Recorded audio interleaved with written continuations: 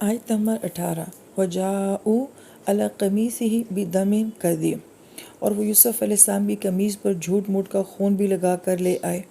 آیت میں جو لفظ قمیص استعمال ہوا ہے یہ 3 مرتبہ سورہ یوسف میں استعمال ہوا ہے۔ ایک مرتبہ یہاں پہ، دوسری مرتبہ جب عزیز مصر کی بیوی سے بھاگتے ہوئے آپ کی قمیص پچھلی جانب سے پھٹ جاتی ہے وہاں پہ، اور تیسری مرتبہ جب آپ اپنی قمیص جو ہے یعقوب علیہ السلام کی طرف بھیجتے ہیں۔ تو تینوں مرتبہ اس لفظ کا ذکر جو ہے وہ ایک خاص معنی رکھتا ہے جس کو انشاءاللہ تیسرے مقام پہ بیان کیا جائے گا۔ پھر اس کے جواب میں یعقوب علیہ السلام فرماتے ہیں قال بل سولت لکم انفسکم امرا،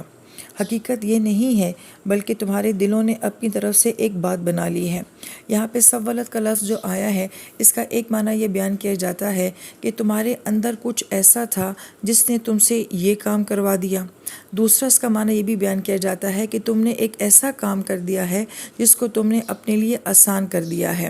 اب اس کو سمجھنے والی بات ہے کہ اپنے بھائی کے ساتھ یہ سب کچھ کرنا یہ کوئی آسان بات تو نہیں ہے، جبکہ ایک بھائی بھی ہے، وہ معصوم چھوٹا بچہ بھی ہے اور باپ کا اتنا لاڈلا اور پیارا بھی ہے، تو گویا کہ یہ سب کچھ کرنا کہ اس کو کنویں میں ڈال دینا، پھر اس کی ایک قمیص لا کے جھوٹی اس کے اوپر خون رنگ کے پھر باپ کو یہ ساری داستان اور کہانی سنا دینا، تو یہ سب کچھ کسی بھی ایک شریف النفس انسان کے لیے کرنا آسان نہیں ہے۔ لیکن یہ سب کچھ کرنا ان کے لیے آسان کیوں ہو گیا کہ ان کے اندر یا تو کوئی ایسی چیز ان کا نفس تھا، ان کا وہ حسد تھا جس نے ان سے یہ کام کروا لیا، یا ہو سکتا ہے کہ یہ کام کرنا ان کو بھی بہت مشکل لگتا ہے لیکن انہوں نے اپنے آپ کو بہت سارے جواز دیے ہوں گے، بہت ساری تسلیاں دی ہوں گی، اور شاید اپنے ضمیر کو سلانے کے بعد پھر انہوں نے یہ سارا کام کیا ہوگا۔ تو یہ لفظ جو ہے یہ اپنے اندر پوری ایک نفسیات رکھتا ہے کہ بعض اوقات ہمارے اندر سے کوئی بات ہوتی ہے جو ہمیں کہہ رہی ہوتی ہے کہ یہ غلط ہے، ایسا نہیں ہونا چاہیے، جسے ہم اپنا ضمیر یا کانشیس بھی کہتے ہیں، لیکن اس کے باوجود ہم اپنے ضمیر کو سلا دیتے ہیں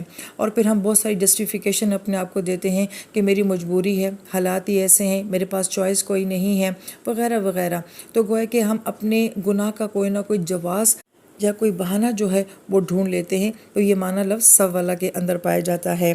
پھر یعقوب علیہ السلام فرماتے فصبر جمیل، بس اب تو میرے لیے صبر ہی بہتر ہے۔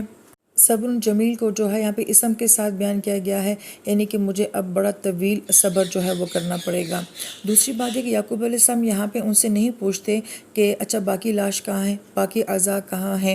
کچھ بھی سوال جواب یہاں پہ یعقوب علیہ السلام نہیں فرماتے، بلکہ وہ ساری سچویشن کو سمجھ رہے ہیں۔ جو ہمیں ان کے اس جواب سے سمجھ آتا ہے کہ وہ سمجھ رہے ہیں کہ یہ سب جھوٹ ہے، یہ کہانی ہے، تو اس کے جواب میں آپ فرماتے ہیں کہ صبر جمیل۔ اور پھر صبر جمیل کیوں کہا گیا کہ صبر خوبصورت کیسا ہو سکتا ہے کہ ایک ایسی اولاد کے ساتھ رہنا جو آپ کی اپنی ہی اولاد کی قاتل ہو، تو گویا کہ اس وجہ سے کہا گیا کہ یعقوب علیہ السلام کا بہت زبردست کردار جو ہمیں نظر آتا ہے کہ نافرمان اولاد کو بھی کیسے ڈیل کیا جاتا ہے، اور اتنی بڑی نافرمان کہ اپنی ہی اولاد کی یا اپنے ہی بھائی کی جو ہے وہ قاتل ہو جائے، تو گویا کہ اس کے ساتھ رہنا یہ کتنے بڑے صبر کی بات ہے۔ تو یہ صبر جمیل ہے، اور یہ بھی صبر جمیل ہو سکتا ہے کہ کوئی گلہ نہیں ہے، کوئی شکوہ نہیں ہے، اللہ تعالیٰ کے سامنے کوئی آہ و بکا نہیں ہے کہ اللہ تعالیٰ میں نبی ہوں، میرے ساتھ کیوں ایسا ہوا، میں آپ کی دین کی خاطر ساری زندگی سٹرگل کرتا رہا تو مجھے یہ اس عمر میں یہ دکھ کیوں ملا، وغیرہ وغیرہ۔ تو کسی قسم کا کوئی شکوہ یہاں پہ نظر نہیں آتا، تو اس لیے یہ صبر جمیل ہے۔ اس پر مزید یہ فرماتے ہیں واللہ المستعان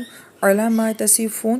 اور جو باتیں تم بنا رہے ہو ان پر میں اللہ ہی کی مدد کو طلب کرتا ہوں۔